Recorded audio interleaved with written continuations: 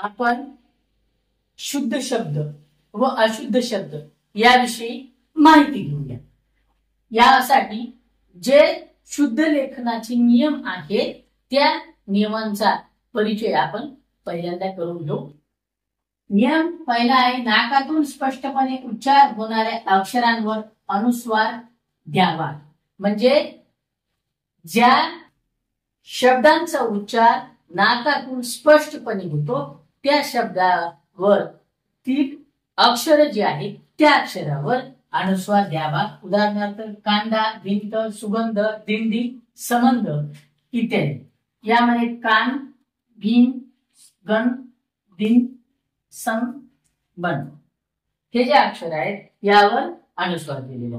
दुसरा नियम आहे, एक अक्षरी शब्दातील ई व उ हे स्वर दुसरी वेलांटीवर दुसरा उकार असे लिहावे, म्हणजे दीर्घ स्वरूपाचे लिहावे।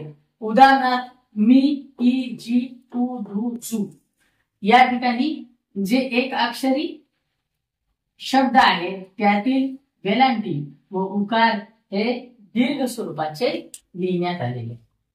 तिसरा आहे, सामान्यपणे साधारणतः कोणत्याही शब्दातील शेवटचा ई व उ हे स्वर दीर्घ दुसरी वेलांटी दुसरा उकार असे लिहावे। म्हणजेच शेवटचे जे अक्षर आहेत त्यांचा उकार किंवा वेलांटी ही दीर्घ स्वरूपात असावी। उदाहरणार्थ कवी, रवी, गुरु, विद्यार्थी, अनु इत्यादी। यातील कवी, वि, रु, हि, नु यांच्या देण्यात आलेला उकार व वेलांटी हे कसे आहे, दीर्घ आहे।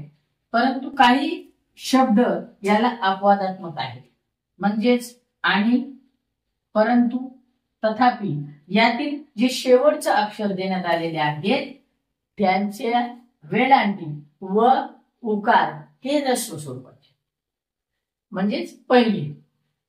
त्यानंतर चौथा नियम आहे, अकारांत शब्दातील उपांत्य अक्षर शेवटून दुसरे अक्षर इकार व उकार दीर्घ लिहावे। म्हणजे अकारांत ज्यांचा अंत होताना अ हा स्वर शेवटच्या शब्दाला लागला त्यांना आपण अकारांत शब्द असे म्हणतो। याची उदाहरणे आहेत वीट, मीठ, दूध, खीर, तूप, लसूण इत्यादी। म्हणजेच शेवटून दुसरं अक्षर असलेल्या जे अक्षर आहे त्याचे जे वेलांटी आहेत किंवा उकार त्यांची वेलांटी आणि जे उकार आहेत ते दीर्घ स्वरूपाचे असावे। शेवटचा पाचवा नियम आपल्याला इथं पाहता येईल, शब्दातील शेवटचे अक्षर दीर्घ असेल तर त्यामागील इकार व उकार बहुधा ह्रस्व लिहावे। म्हणजेच शेवटचा अक्षर जर दीर्घ स्वरूपाचा असेल तर त्यामागील येणारा जो इकार, वेलांटी आणि उकार हा ह्रस्व स्वरूपात लिहावा। उदाहरणार्थ महिना, पाहुणा, दिवा, गरिबी, पाहुणा, दिवा, महिना यामध्ये शेवटच्या अक्षराच्या पहिलं अक्षर पाठीमागचं अक्षर शेवटचं अक्षर हे दीर्घ द्या, म्हणजेच बीची वेलांटी। त्यानंतर ना, वा, ना हे शेवटचे अक्षर आहे, पण त्या मागील अक्षराचा वेलांटी आणि उकार म्हणजेच या ठिकाणी रीची, हु, दी आणि ही यांचे जे उकार आणि वेलांट्या आहेत त्या ह्रस्व वेलांट्या लिहाव्यात असं अपेक्षित आहे। आज आपण शुद्ध व अशुद्ध शब्द यातील महत्वाचे जे नियम आहेत त्या नियमांची माहिती घेतली। आता आपण शुद्ध शब्द व अशुद्ध शब्द यावर आधारित नमुना बहुपर्यायी प्रश्न पाहूया। पहिला प्रश्न आहे, शुद्ध शब्द ओळखा।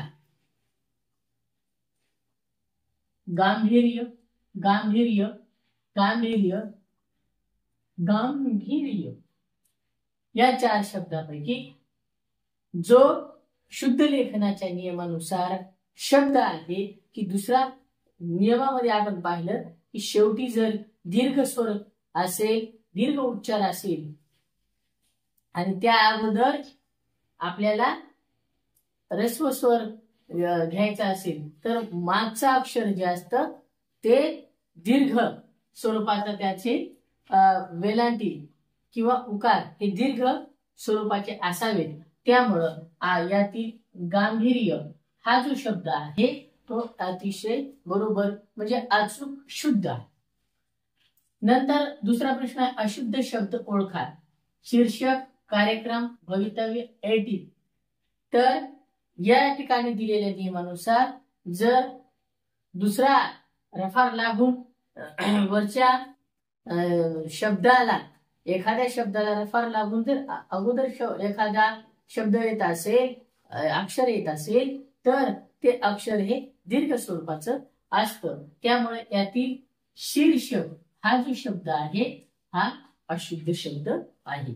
तिसरा प्रश्न आहे गाळलेल्या जागी शुद्ध शब्द निवडा. वाक्य आहे निसर्गाने प्रत्येक टिंबटिंब संवादाची सोय दिली. सजीवाला, सजीवाला, सजीवाला, सजीवला. यामधील जी झीची वेलांटी आहे ती पहिली होणार नाही. इथं झी आहे ती झी होणार नाही. या ठिकाणी सजीवला हे बी बरोबर होणार नाही. त्यामुळं आपलं उत्तर आहे सजीवाला. निसर्गाने प्रत्येक सजीवाला संवादाची सोय दिली. चौथा प्रश्न आहे वाक्यातील अशुद्ध शब्द ओळखा. वाक्य दिलेले आहे त्यातील अशुद्ध शब्द कोणता आहे हे आपल्याला ओळखायचे. वाक्य आहे त्यांनी घेतलेली मुलाखत समजावून घ्या.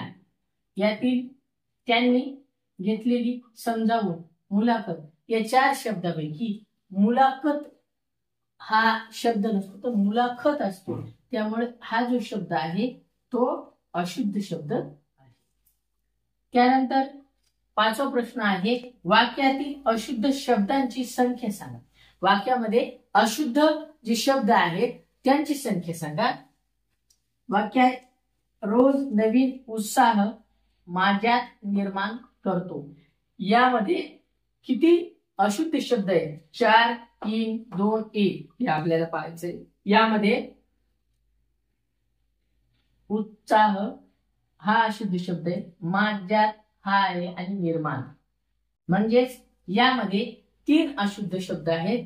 त्यामुळे आपला ऑप्शन पर्याय क्रमांक 2 ऑप्शन नंबर 2 हे उत्तर बरोबर आहे. अशा पद्धतीचे प्रश्न शुद्ध शब्द व अशुद्ध शब्द या घटकावर आपल्याला येऊ शकतात.